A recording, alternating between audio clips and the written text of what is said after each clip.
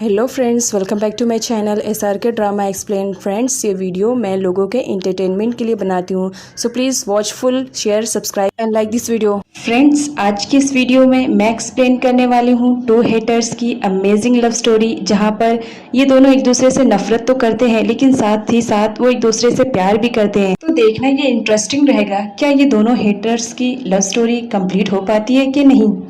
जैसा कि फ्रेंड हमने प्रीवियस पार्ट में देखा था कि जब मुक और लैन दोनों ऑफिस आते हैं उसी वक्त वहाँ पर नुक भी आ जाती है। उसे किसी ने अपॉइंट किया था, उसे किसी और ने नहीं बल्कि लैन की सिस्टर ने ही अपॉइंट किया था, क्योंकि वो जानती थी कि लैन का फर्स्ट लव यही है, तो यही मेरी हेल्प कर सकती है मुक को उसकी लाइफ से निकालने के लिए, ताकि वो इस कंपनी में इन्वॉल्व ना हो पाए। इधर मुक लैन से बोलती है, कैसा लगा मेरा सरप्राइज, मैं तुम्हें ये सरप्राइज देना चाहती थी। उसके बाद मुक को दिखाया जाता है जिसने लैन का वॉलेट और फ़ोन दोबारा से छीन लिया था, तो वो उसे रख रही थी और वॉशरूम में फ्रेश होने के लिए आई हुई रहती है। वहीं पर नुक भी आई हुई रहती है। नुक उसे टीज करते हुए बोलती है कि तुम्हारी भले ही लैन से शादी हो गई हो, लेकिन आज भी तुम बदसूरत ही लगती हो।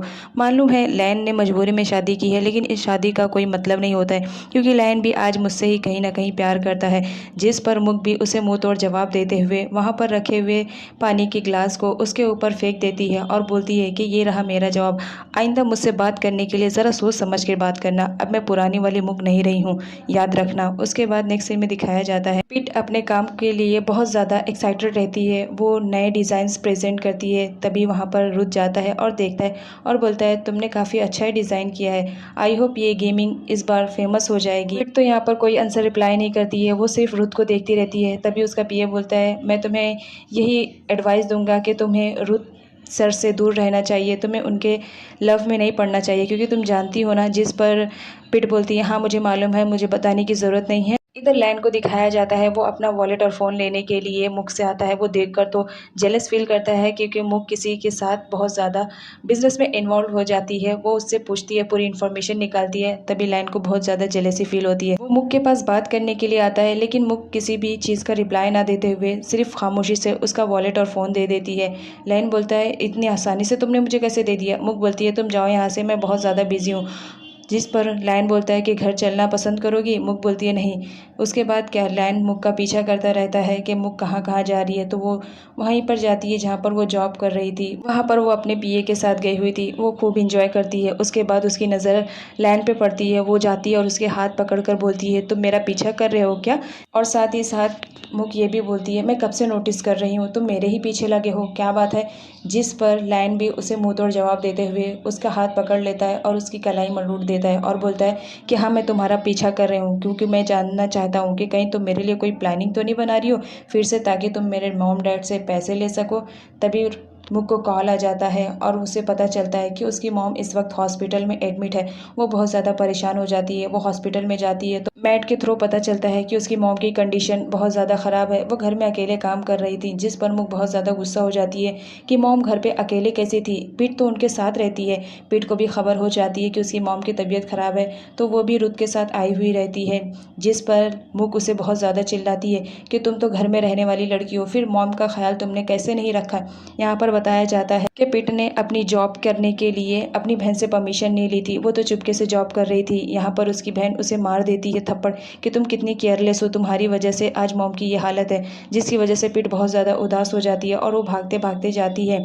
रुत भी उसके पीछे जाता है। अनफॉर्चुनेटली पिट का एक्सीडेंट होने ही वाला रहता है, लेकिन रुत आकर उसे किसी तरह बचा लेता है, जिसकी वजह से रुत के हाथ में चोट लग जाती है बचाने की वजह से। उसके बाद रुत पिट को बहुत ज़्यादा चिल्लाता है कि तुम कितनी केयरलेस लड़की हो, अगर तुम्हारा एक्सीडेंट हो जाता है और बाय द वे तुमने अपनी सिस्टर को अपनी जॉब के बारे में बताया ही नहीं, तो उसे कैसे मालूम पड़ेगा तुम क्या कर रही हो क्या नहीं। जिस पर पिट को रियलाइज़ होता है कि उसने गलत किया है। इधर मुक को भी दिखाया जाता है, वो भी बहुत ज़्यादा अपसेट रहती है कि उसने आज फर्स्ट टाइम अपनी बहन पर हाथ उठा दिया है।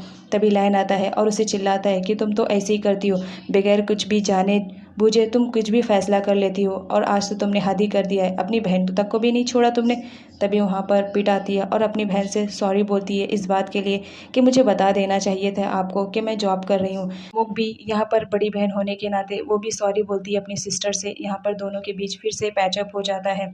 लेकिन यहाँ दिखाया जाता है कि रुत जब पिट को बचा रहा था उस वक्त उसके हाथ में चोट लग जाती है, तो वो दर्द के मारे घर जा रहा था। तभी लायन पीछे से हाथ रख देता है, जिस पर रुत बहुत ज़्यादा दर्द से चिल्लाने लगता है। तो लायन देखने की कोशिश करता है कि आखिर क्या बात है, तुम चिल्ला क्यों रहे हो। वो देखता है तो देखकर शॉक रहता है कि उसका हाथ तो पूरा जख्मी था, ब्लड निकल रहा था। लेकिन वहाँ पर तभी पिट और मुक आ जाते हैं। उन लोग को ऐसी कंडीशन में देख के वो लोग फिर गलत समझ बैठते हैं, जिस पर लायन उन लोग की कन्फ्यूज़न को दूर करता है कि देखो रुत के हाथ में चोट लगी है उस वक्त जब पिट को बचा रहा था, तो बस मैं वही देख रहा हूँ। ये तो दिखाया जाता है कि मुक का जो पीए रहता है वो बोलता है कि लायन तुम्हें छोड़कर अकेले ही चला गया, उसने तुम्हें घर भी नहीं ड्रॉप किया।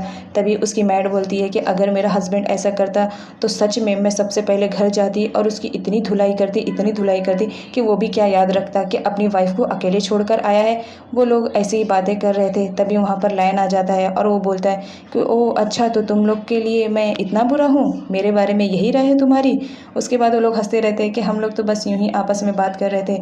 लायन बोलता है बातें बनाने की ज़रूरत नहीं है, मुक चलना है तो चलो, अदरवाइज़ मैं यहाँ से चला जाऊँगा। मुक भी वहाँ से चली जाती है क्योंकि उसकी मॉम की कंडीशन अब थोड़ी ठीक हो चुकी थी। लायन उसको लेकर जाता है। तभी मुक पास्ट में सोचती है कि एक वक्त था, मैं हमेशा ही तुम्हें फॉलो करती हूँ और करती आई भी हूँ। मैं तुमसे बहुत ज़्यादा प्यार करती हूँ, बचपन से ही प्यार करती हूँ। मैंने किसी लड़की की तरफ देखा भी नहीं, सिर्फ तुम ही मेरे लिए हो। लेकिन आज कंडीशन ऐसी है कि मैं क्या बताऊँ। घर पहुँचने के बाद मुक अपने कमरे में जाती है, जहाँ पर वो लायन की सिस्टर के हस्बैंड से टकरा जाती है और उसकी फ़ाइल गिरने की वजह से वो फ़ाइल उठाती है। तभी उसका हस्बैंड, जिसका नाम डैन रहता है, वो मुक का हाथ पकड़ लेता है। मुक को अजीब लगता है बट वो कुछ भी रिएक्ट नहीं करती है। इधर दिखाया जाता है कि रुत के हाथ में चोट लगने की वजह से वो खाना नहीं खा पाता है। लायन, जो कि रुत का बहुत ही अच्छा फ्रेंड था, तो वो अपने हाथों से रुत को खाना खिलाता है, जिस पर रुत का असिस्टेंट उन लोग की फ़ोटो क्लिक करता है और उन लोग को दिखाता है। बोलता है कि अगर तुम्हें इस कंडीशन में कोई भी देखेगा तो यही समझेगा कि तुम दोनों कपल हो, जिस पर वो दोनों दूर हट जाते हैं। और रुत बोलता है मुझे खिलाने की ज़रूरत नहीं है, मैं खुद ही खा लूँगा। साथ ही साथ उन लोग को उस दिन एक्सीडेंट की CCTV कैमरा भी मिल जाता है, जिसमें वो लोग देखते हैं कि जो किलर रहता है वो लेफ़्ट हैंडेड है और वो लायन को मारना चाहता है। उसके बाद लायन उसका पता करने के लिए रुत से बोलता है, जिस पर रुत रेडी हो जाता है। तभी यहाँ पर दिखाया जाता है कि मुक सोती रहती है, उसे लायन के ही बारे में सपने आते रहते हैं कि लायन की जान को ख़तरा है।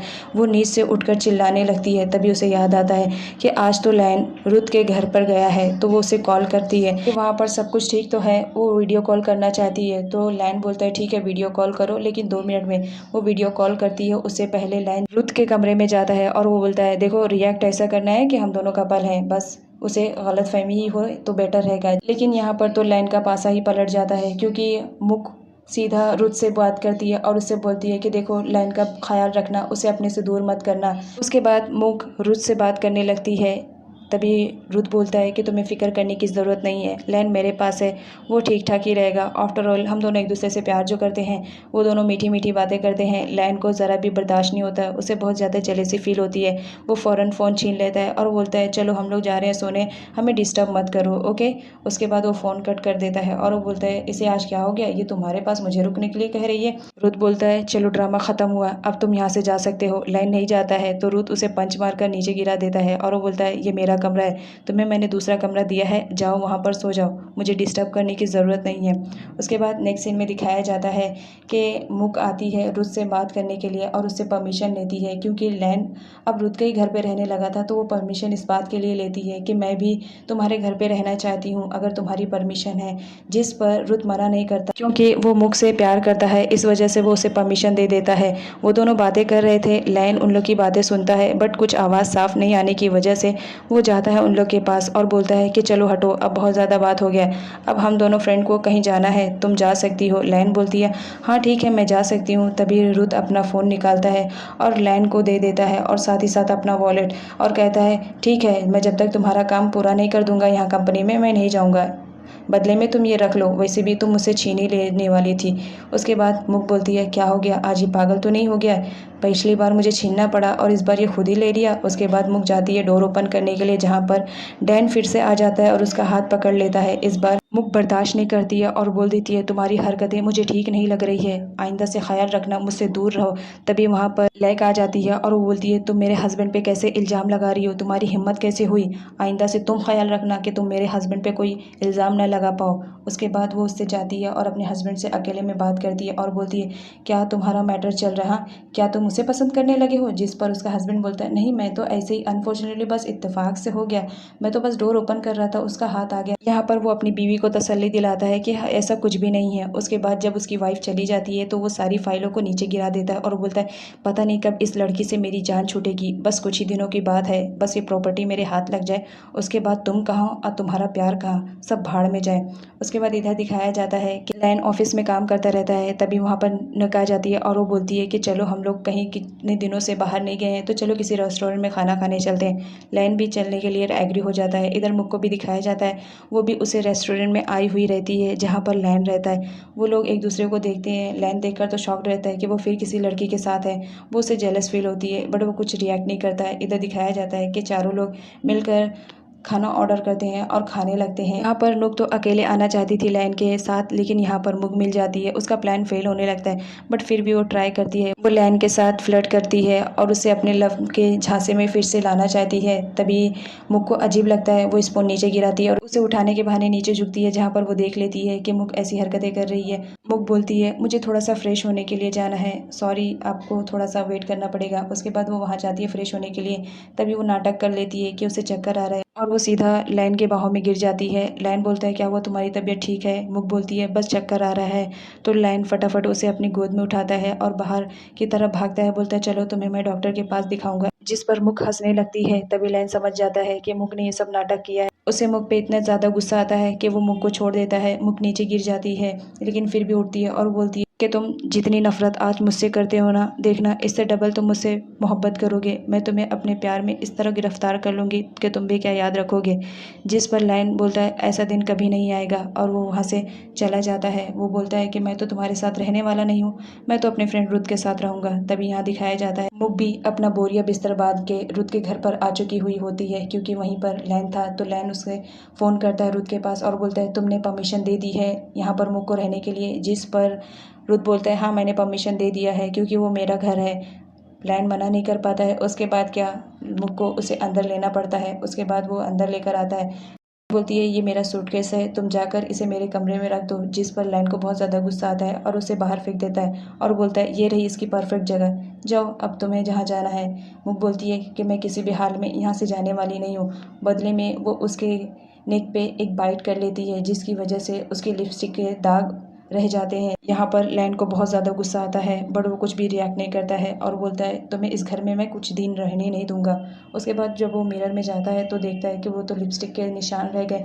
वो उसे छुड़ाने की कोशिश करता है, धोता है बट वो लिपस्टिक के दाग उसे नहीं निकलते हैं। उसके बाद लैन सॉप का यूज़ करता है कि अब तो ये दाग निकल जाएंगे, लेकिन लिपस्टिक के दाग नहीं निकलते हैं। वो बहुत ज़्यादा गुस्सा करता है मुक पे। तभी उसे नुक का कॉल आता है, वो रिसीव करता है, जहाँ पर नुक उससे अपना लव कन्फेस करती है और उसे आंसर रिप्लाई करने के लिए बोलती है कि मैं तो तुमसे प्यार करती हूँ, क्या तुम भी मुझसे आज भी उतना प्यार करते हो। लैन तो शॉक्ड में रहता है, वो उससे पहले कुछ आंसर रिप्लाई करता। तभी वहाँ पर मुक आ जाती है और वो ज़ोर ज़ोर से दरवाज़ा खटखटाने लगती है, जिसकी वजह से लैन को दरवाज़ा खोलना पड़ता है। वो आंसर नहीं दे पाता है। मुक आती है और वो बोलती है तुम इसी कमरे में रह रहे हो ना, इसका मतलब मैं तुम्हारी वाइफ हूँ, तो मैं भी तुम्हारे साथ इसी कमरे में रहूँगी। वो अपना सूटकेस लेकर रिटर्न आती है और वो बेड पर जाती है लेटने के लिए। इस बार लैन ने भी ठान लिया था कि मैं इसे जीतने नहीं दूंगा। उसके बाद वो भी उसे बेड पर जंप करके जाता है और बोलता है कि इस बार मैं तुम्हें जीतने नहीं दूंगा। वो इतना ज़्यादा उसे इरिटेट करता है और उसे धक्का देता है, जिसकी वजह से बेड के नीचे गिरने ही वाली थी। तभी वो उसका हाथ पकड़ लेती है, लेकिन लैन बोलता है कि आज तो मैं तुम्हें गिरा कर रहूँगा। उसे ज़ोर से पुश करता है और मुक को नीचे गिरा देता है। मुक उठती है और वो बोलती है तुम कितना भी चाहे कुछ भी कर लो, याद रखना मैं तुम्हारी लाइफ से इतनी आसानी से जाने वाली नहीं हूँ। मैंने जो कहा है वो करके मैं दिखाऊंगी, तुम्हें अपने प्यार में पागल करके रहूँगी।